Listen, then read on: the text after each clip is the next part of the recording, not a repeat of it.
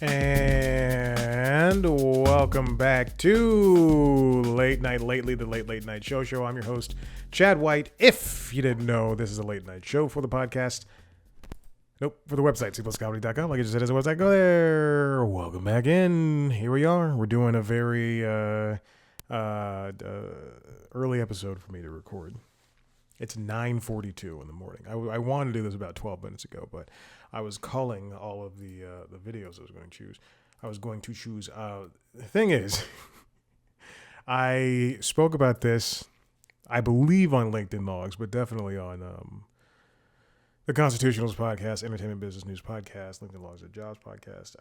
Peloton has this Boost Your Base program for their cycling classes, for Power Zone endurance cycling classes. And the problem is I'm behind by about a week. So I'm trying to catch up on top of my regular workout stuff. I'm messing around with the cables because they're all in my lap and I don't like that. On top of my regular workouts, including my running and my rowing and then my regular cycling and the weightlifting, I decided to do this program. So it's replacing my cycling that I do, because I was already doing Peloton cycling, but it's just replacing all the cycling. Anyway, I'm playing catch up, because they're only giving 8 weeks, and I want to get this achievement that they have. So I'm playing catch up, and in the time it's taking me to play catch up, I have to do extra classes per day. So today I have to do an extra one. Tomorrow I have to do an extra one.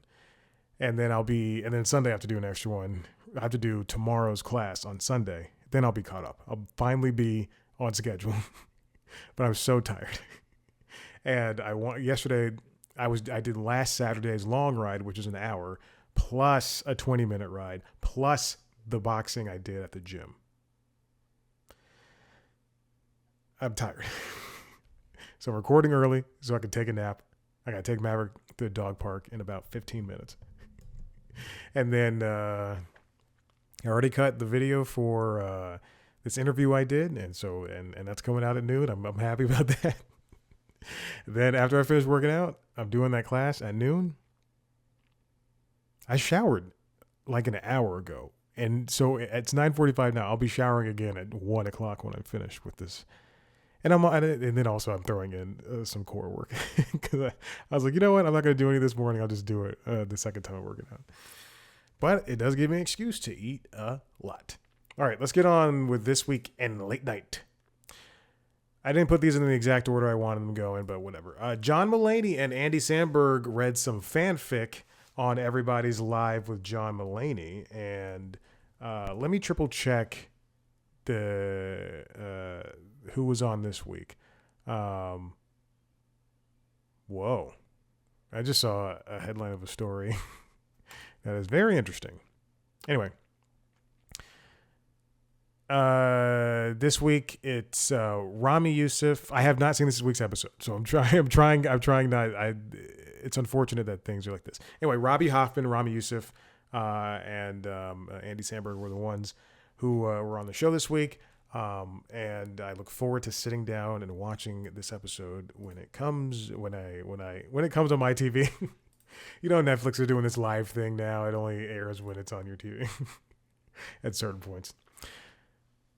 John Oliver talked about Trump and deportations, and he did a lengthy story about that.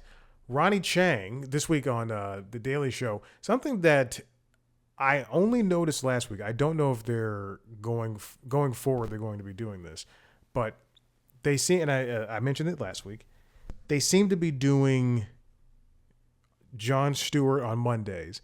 And then instead of doing one person taking over the rest of the week, they seem to be giving people daily episodes, which is a bit concerning. They can't even seem to stick with the regular, we're going to be doing an episode, a week long with Michael Costa or Jordan Klepper. Because I feel they're doing a lot less. They're doing more desk pieces where it's after the monologue, and they have, as I linked to Ronnie Chang or Lewis Black or Jordan Klepper introducing something or Desi Light introducing, but they're doing more of those instead of the, hey, it's Grace Kludenschmidt and Troy Iwata popping in, or even Ronnie Chang or Michael Costa or whoever's not hosting, popping in the middle of the monologue and doing a back and forth with the host for that week. I don't know why they're doing this. They should have. I mean, if you're going to not have a regular host all the time, at least give people some consistency. Because if you're going to have Desi on Tuesday and then Michael Costa on Wednesday and then Ryan Chang on Thursday, that doesn't bode well for the person who wants to come back every night. And yes, the Daily Show writers have become are I will say it, they're probably the best writers in late night right now because they have to write for so many different voices. That includes Stewart and then the correspondents, and then they probably throw in a handful of them. Probably throw in on some of the desk pieces that are opinion pieces that come from the likes of Leslie Jones or Charlamagne the God or Lewis Black or whatever. But they have to know so much, and yes, they're writing the voice of the Daily Show, but they also have to write in the voice of Desi and Michael and Jordan and Ronnie. It's the same. It's that all over and over again. So. Be consistent with it. Be consistent with it. I'm sure. The producers or whomever are switching this up because it was getting. Maybe it felt stale for them. Maybe it was getting boring for them. But the thing is, people go to Late Night with Seth Meyers because they know they're going to get a closer look 3 times a week. For the Tonight Show with Jimmy Fallon, they know they're going to get a bunch of games, at least a game a night. We'll get for Colbert, meanwhile, at least once or twice a week. So they just have this consistency. Anyway, the cast of Ghosts were among the I closed it. I hate this. I should have put this in order. It's my fault. This is not. I don't blame YouTube. The cast of Ghosts is the link I linked to. It includes Asher Grodman. I think this is the name, right? Asher Grodman. Yes. Sheila Carrasco and Richie Moriarty. They appeared on the After Midnight to do some hashtag wars and jokes and all that. And then we also had Dylan Adler, Susie Barrett, and Will Miles. And then there was also Paul Fahey and Taylor Ortega, who they love. They love Taylor Ortega. She's there once a week at this point. And Alex Newell. Doug Benson, Eddie Pepitone, and Maria Bamford were last night's episode. Again, I did not watch. I'm rushing through. I had to rush through Late Night with Seth Meyers as I was editing this video. As I was editing the interview. This week also featured Anna Kendrick and what's her name? Carrie, the woman who stars in Elsbeth. What is her name? Carrie Preston. Featured them popping up to talk about their projects. Obviously Elsbeth and whatever movie Anna Kendrick is in. The thing, and I'm not saying that dismissively. I don't know. Oh, it's Another Simple Favor, which is in my list. I really liked the first Simple Favor movie, and I can't wait to watch the second one. I remember when A Simple Favor released in theaters, and it was spreading seemingly by word of mouth, and then I had to wait until it came to DVD, and then I rented it. I believe that's how old A Simple Favor is. Let me see. Yeah, 2018. I most definitely rented it because I remember getting the disc from Redbox. Anyway, I'm excited to watch that movie. I will have to rewatch the first one because I've not seen it since 2018. So, any Hoosers, but CBS, this platform that they have with After Midnight in particular, because you don't see this with you see a lot of the cross promotion with Jimmy Kimmel Live or the or the NBC late night shows, and even with Colbert. However, After Midnight is truly utilized as a tool to advertise every other show in the Paramount family. I'm surprised we haven't had a Tapper from Bar Rescue on. I'm sure he's not a funny guy. And I do mean that as an insult. But it's just so interesting that they, on top of relying on the same, as much as I'm attracted to Taylor Ortega, they rely on the same people all the time. They also rely on, hey, here's Justin Hartley from Tracker to deliver a joke or something like that. It's so strange. It's like watching, when I watch Jeopardy or Pop Culture Jeopardy or Celebrity Jeopardy, whatever, and they have a guest read the one of the questions or give one of the answers. I don't know how Jeopardy works. They give the answer. You have to ask the question, and in the form whatever, or give the answer in the form of a question. But they ask one of the questions, and then here's a real housewife to ask a real question, and then it's a real housewife you don't know, but she's got 20 million followers. Delivering the question, like, why? Okay, who's next? Paula Poundstone popped up on the Late Show, and this audience, I don't know why this audience is here, if not to see comedy. And as I was watching the clip, I'm just thinking, you're not laughing, people. She's a funny woman. She's a hilarious comedian.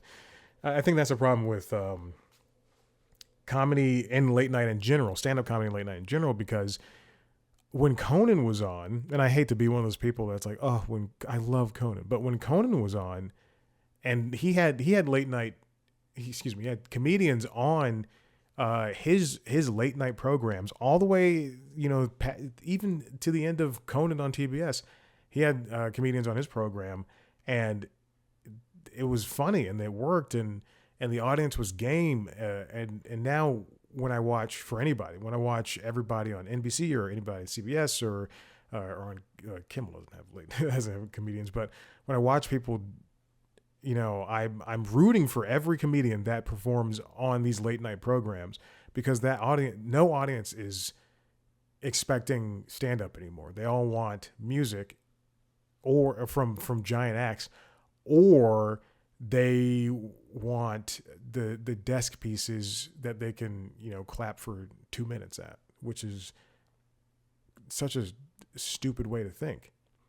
It's like, it's openly, and I see this with Late Night with Seth Meyers. A lot of people, I'm guessing here, but I think a lot of people go to that show and they go, oh, I hope I get a night where it's the closer look. I hope I get the closer look. And then they get something like Back in My Day, and then they're like, then they barely laugh at the jokes. It feels like the audience is deflated. And I'm thinking, hey, you're getting 44 minutes of, to an hour of comedy for free. Enjoy it. Or entertainment for free. Enjoy it. Anyway, Bill Gates was on the latest episode. Christine Baranski was in an episode. Stellan Skarsgård, excuse me. Why are they doing these characters? What is this? I don't know what's going on. Anyway, I'm done. I'm looking at this Father Guido Sarducci. Like, why is Father Guido Sarducci on? And Rachel Maddow was on for an episode. Gillian Welch and David Rawlings performed. Jim Gaffigan was on, and it's great to have Jim Gaffigan on, a known Catholic on a week when, and Father Guido Sarducci on a week when they're talking about, when the conclave was voting on this Pope thing. That's pretty cool. It's really good booking. Then Noah Wiley talks about, the pit on Jimmy Kimmel Live. Tom Segura was on. Fuerza Regida performed. Let's see. Who else? Nick Offerman, Charlie Cox. They Might Be Giants. I saw that, and I'm not a fan of them, but I know their band has been around for a long time. So yes, obviously I was just like, oh, that's They Might Be Giants. I listen to a lot of music too. Barry Keoghan, Lunel, I'm With Her. I do like I'm With Her. Rielo Kiley, and Charlize Theron were on too. And then also the Mormon Wives from one of the Mormon Wives show. On the Tonight Show starring Jimmy Fallon, we had comedian Joe List perform, some stand-up, Aaron Doherty, Shakira, and she also performed earlier this week with Wyclef Jean on the Tonight Show. They also played Box of Lies. Shakira is still a huge talent in my mind, so I don't know why these videos don't have as many views. Counting Crows performed. That I'll tell you right now, there's some good people in that casting department. Josh Hartnett, Adam Duritz, Kerry Washington, Nate Bargatze, and Lorraine Baracco were all there this week, and then as well as Kristen Cavalieri, David Spade. Yeah. And Late Night with Seth Meyers, we had a cooking segment that was really, really funny. I should have linked to the cooking segment. But Chef Eric Choi, David Yun, and Steve Choi made some things. It's a wonderful segment, and even though it had 4 people in it, including Seth, it wasn't rushed. I really appreciate that. John Oliver was on this week along with Chloe Feynman, and then they did.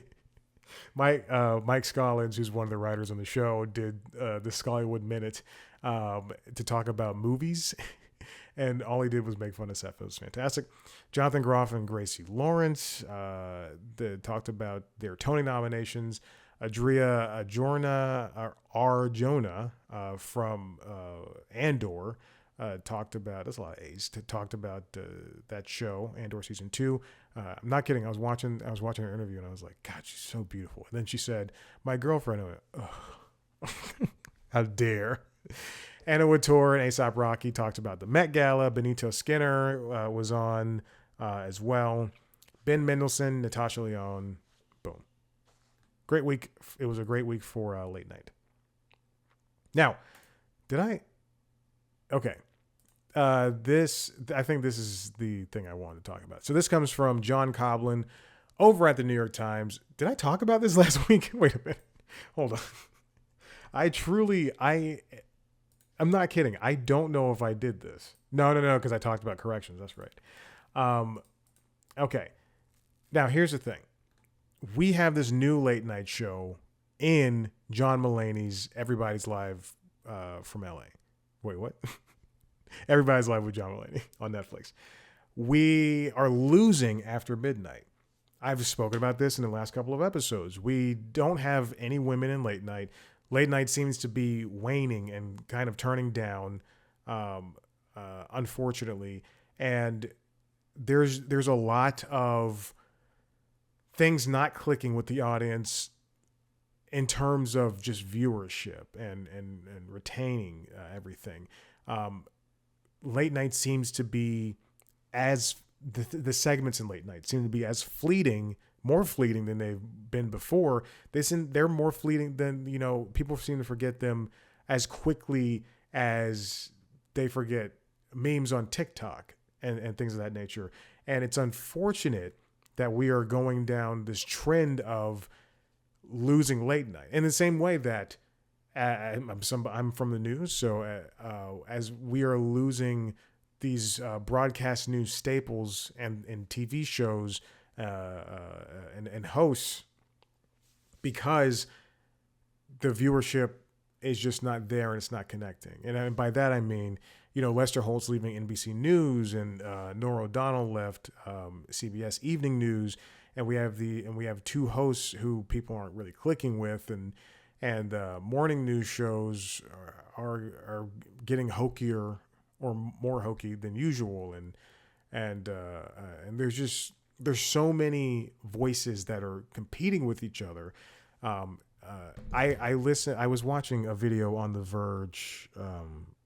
One of the podcast producers from The Verge was discussing why he decided to get out of the podcast world and shift his focus towards, I'm looking for the video as I speak. So if I slow down, that's the reason why. Why he's shifting his focus from podcasting to video. The video is called, "Oh No, Google is Turning Everything into a Podcast." And this guy doesn't have, He doesn't have his name on this video. If you're okay, whatever. Anyway, it's on The Verge on YouTube. It's a 20-minute thing, but he says something early on in the video where he says, podcast, and hold on. The idea of the video is, you can take Google can there are programs, AI driven programs where Google can take, something that is written like a performance report and just turn it into a podcast between two AI voices, and they can say, they can go like, oh, well, here's what's happening, and then I don't know. I'm tired. Anyway. Oh God, I'm so tired. So but he said something early on in the video where he basically said, God, what was the verbiage he used? Their podcasts are in a world where people have limited time and everything's fighting for the same time. People, as much as people want to think that they are open to lots of ideas and different voices and everything, they kind of gravitate towards the same things over and over again. Especially as you get older, you're just less reliant on newer voices that don't agree with you or don't sound like something you already know. And look at music. We all listen to the same music over and over again, and when tastes change globally, that's when the music will change globally. That's why we left the world of classic rock and 90s hip hop and everything for a period went into this poppy thing, and then the 808s and, well, not 808s, but what's the thing that T-Pain made popular? That stuff. And now we're in this kind of EDM light world, house music light world. So it said light, L-A-T-E. It doesn't necessarily mean that the pop stuff that's playing on the radio equals stuff that Steve Aoki makes, or vice versa, or that one's better than the other. I listened to Steve Aoki radio this morning at the gym. It was a spur of the moment thing because I love that station, and there was this he made this. Well, no, he didn't make it. Gelfalfstein has this Abracadabra remix from Lady Gaga that I loved. Anyway, but as John Koblin writes, is this the last thing of late night that we're going to see? Is there any way that late night is going to be able to survive after this newfound version of late night that is being created with the Netflix series, including Michelle Wolf's canceled series, and other ones along the same lines? I'm trying to think of everything between Michelle Wolf's show and Samantha Bee's show on TBS that was and Conan's never going to go back to late night at all. We're just going to have Conan O'Brien goes abroad, and he's going to be talking to fans all the time, which not everybody likes to watch. I'm glad he's having a good time, but I could care less about some guy who's like, some French guy. I'm a big Conan fan, and I make a bunch of cheeses, and it's funny if you try these cheeses. Oh, I hate that so much. We're seeing advertising revenue for these shows, including Colbert Show, Fallon Show, Kimmel, James Corden Show, and Seth Meyers. In 2018, those shows, the broadcast shows, were at $439 million. By 2022, that figure's dropped to $277 million. That's according to Guideline and Advertising Data Firm. Last year, in 2024, those numbers plunged to $220.6 million, which is nearly a 50% decline from 2018. Now, over the course of those 6 years, we saw this giant changing tide in late night where Corden left, and then they had to figure out, CBS is back at square one, and in terms of late night programming, and there was another regime change, there was a pandemic, and all those things truly have affected the tastes of how people want their comedy and their late night delivered to them. A lot of people just, they don't have TV anymore. They get rid of cable. They get rid of cable-like things like YouTube TV and Hulu Live TV and Sling and Fubo. And they don't want to go back to that. And instead, they opt to watch everything on YouTube because YouTube, as we can see, as we've heard and as we've read and as we've discussed, is the biggest TV video platform in the world. It's eclipsing Disney. Disney Plus is eclipsing. It's already eclipsed cable. It eclipses truly everything. It's the number one thing that people watch now, and nothing will ever beat that. And the only competition that's even close happens to be Disney Plus and Netflix, and then TikTok. I don't think necessarily in that order. I think it is. I think Disney Plus is number 2, but anyway. So if we're at this point, where does that take late night? And as Koblin writes, there are other shows that have either filled in those gaps that late night has left because of the internet, or there's a resurgence of a different or of a similar style of late night, but with a familiar voice. And so with Hot Ones, you have that guy. I forgot his name, Sean something.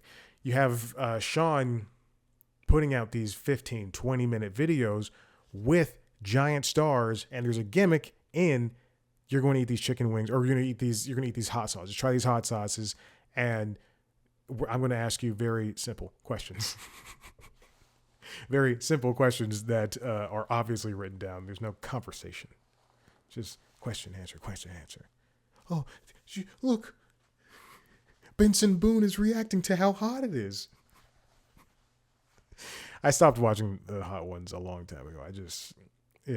I don't think Sean's a very good host, but good for him. Good for him for now. He owns Hot Ones, and he does his own thing. Like, good for him. And then we also have Jon Stewart, the familiar voice I spoke about, returning to the Daily Show once a week, and it was so good for Comedy Central. He's doing his thing, and he's breaking the mugs and cutting his hand open, and people are clapping after everything he says. He's awaking the masses. And then we also have podcasts. Speaking of Conan, and we've got Conan O'Brien Needs a Friend. That's filled in the gap. The Smartless Media, all that stuff. People are popping up. Even not a fan, but Joe Rogan and Theo Vaughn and the rest of those people. They're all popping up and getting big names like Joe Rogan and Theo Vaughn aren't getting Kamala Harris, but Kamala Harris is unfortunately going over to Alex Cooper. Ugh.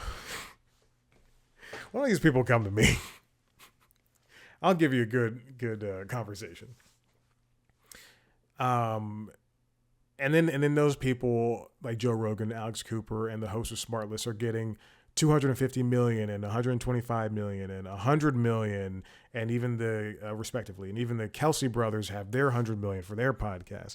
So that's where all of this late night is really turning. So it's as Ted Sarandos, Koblin writes in this post, says, the lines between podcasts and talk shows are getting pretty blurry.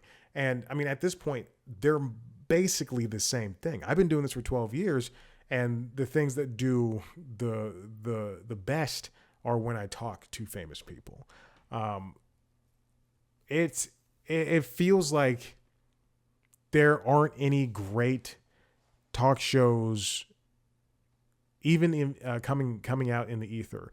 Have I Got News for You is CNN's a remake of a British panel series, and it works, but I don't think it's working in the way it's working enough to where they renewed the show for another season, but I don't think it's working in the way that they would have hoped. And God bless them, they are doing something smart by allowing the show to come back and build out on what they have now with host Roy Wood Jr. and panelists Michael Ian Black and Amber Ruffin. And I'm glad they're able to do this, but that you have to continually do it over and over again, and which is what I appreciate about Everybody's Live, because that show is going to be on for 10 weeks or however many episodes are doing, 10 weeks straight.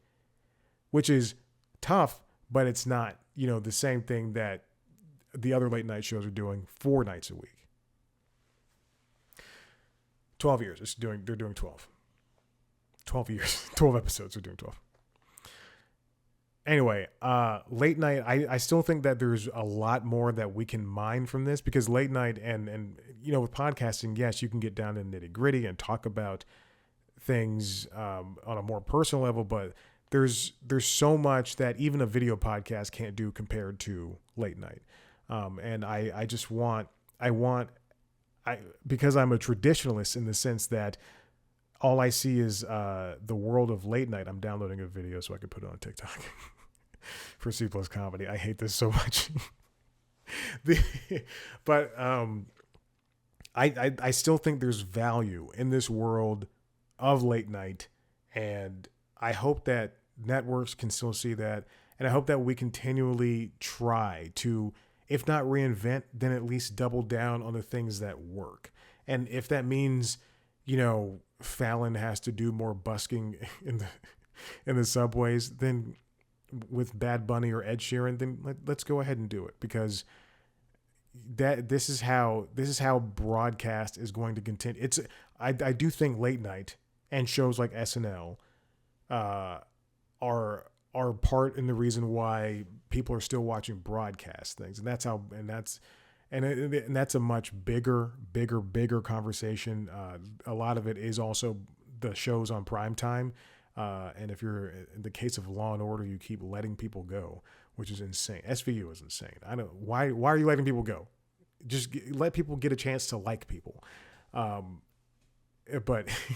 we have to continually invest and put in the time and put in the money. And I know that the money's not there, but that is on the networks to say, hey, you know what? After midnight, Taylor Tomlinson's leaving, and we don't want the show anymore. We don't want to put anything on. Well, then what are you going to do? Networks have to be able to go, okay, this host is leaving. Let's see if we can replace them. Instead of saying, well, the After Midnight videos are only getting 5,000 views. Well, whose fault is that? I mean, it's plenty funny, but let's just put more effort into it. And let's stop the clapter. I'm watching the new season of Taskmaster. Taskmaster is great. If you don't know what Taskmaster is, it's a panel game show based in the UK where comedians have to do tasks that are pretty stupid. And then it's gotten so popular that over the past 10 years or so, they've made different Taskmasters all around the world. They tried to make a US one. I watched a video as to why the US one didn't work. That was on Comedy Central, and it was presented by Reggie Watts. And I don't want to get too far into the weeds of this, but I have thoughts on why it didn't work, because I watched a lot of clips this morning. I don't think Reggie was the right person to host that show, to present that show. Also was on Comedy Central, and they cut down an hour-long show, a 40-some-odd minute show, down to 22 minutes, and everything just felt rushed. And the audience was, from the clips I saw and based on what Alex Horn said, who was the creator of the original Taskmaster and who's also on that show, and who was also on the American version, Alex Horn said the audience, they just kept making them clap over and over again. That does not work. That does not work for that type of show, which is a style of panel late night show, I would say. It just didn't work. And the way you make that show work is just, and all these other late night comedy shows is just let things happen naturally. Let the laughter come. Let the laughter come naturally, and don't force anything. And with After Midnight, I think, I could accept that they have the same people back over and over again. I'm fine with that. I'm fine with the TikTok stuff and a little bit of the pandering, but man, a big thing that ruins the show is the constant audience interaction, the clapping, the clapping laughter. Especially when nothing funny is happening. It's just a lot of, yeah. Like we're losing it. We're losing that line here. So anyway, listen. If you like what you heard here, head to the website, cpluscomedy.com, where you can see me talk to famous people. Sometimes if you want to see a video version of me talking to famous people, go to youtube.com/cpluscomedy and watch the interviews. I've got a new one coming out. You can also watch a video version of this show, as well as LinkedIn Logs, the Jobs podcast, and the Constitutionals, the Entertainment Business News podcast. youtube.com/cpluscomedy. Subscribe to those shows wherever you get your podcasts. Follow us on Blue Sky, Instagram, and TikTok @cpluscomedy. Me @ChadBlackWhite. Thank you so much. We'll see you later. Bye.